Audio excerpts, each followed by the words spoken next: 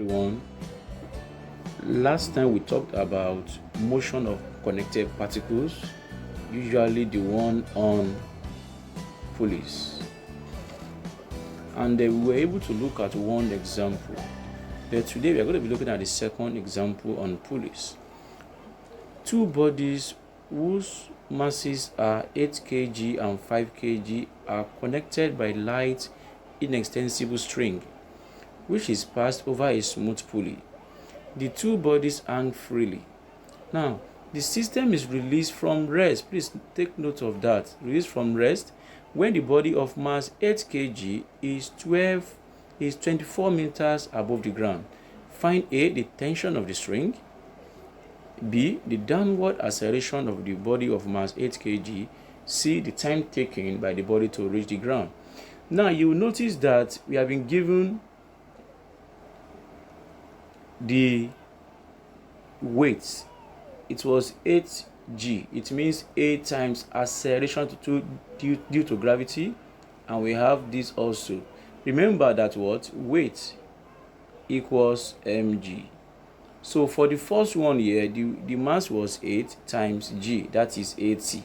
Except the first one, 5g, means 5 times acceleration due to gravity, and that is 50. So let's continue. Now, for us to solve this is the diagram again.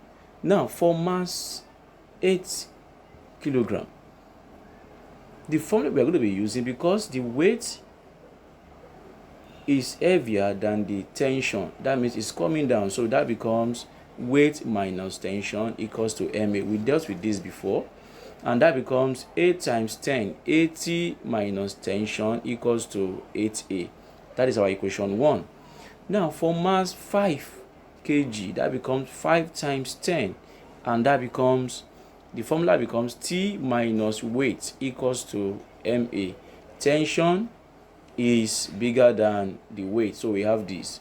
Now, going by that becomes tension minus 5 times 10 is 50 equals to 5a.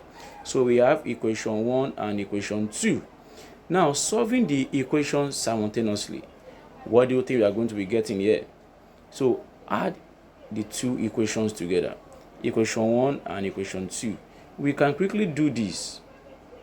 We can quickly change this equation 2 so that the t will be where t is in the equation 1, and so on and so forth. Now let's look at it very well.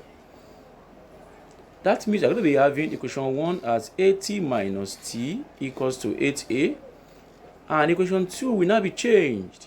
Before, equation 2 was t minus 50 equals to 5a. But now we can now write minus 50 plus t equals to 5a.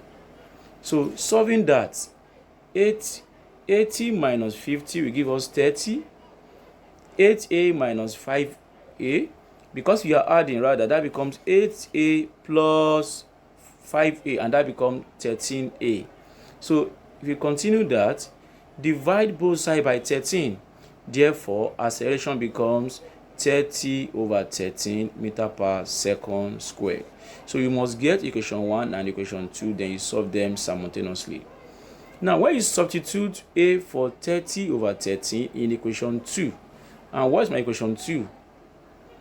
Our equation 2 is t minus 50 equals to 5a, and that becomes t minus 50 equals to 5. My a is 30 over 13, and when you do 5 times 30, you get 150 over 13. So what do you do here? Minus 50, we go to the other side, and that becomes plus 50. Do the LCM very well. Your tension will be 800 over 13 Newton. Any question? Pause. Go back again and again for 10 minutes. Then we look at the second question. Look at this. Then calculate the time.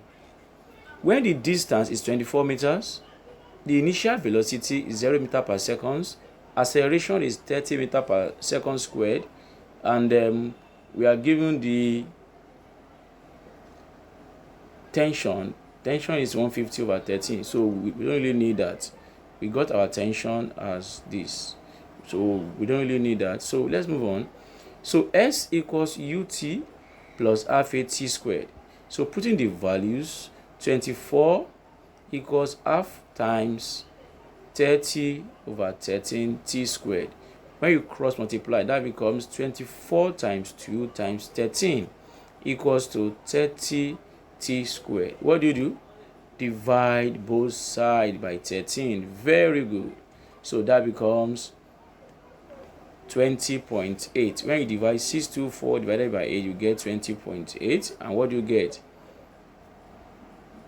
So we find the square root of both sides, and that becomes 4.6 seconds. The next thing you are doing is classwork. Pause and watch it again before your classwork.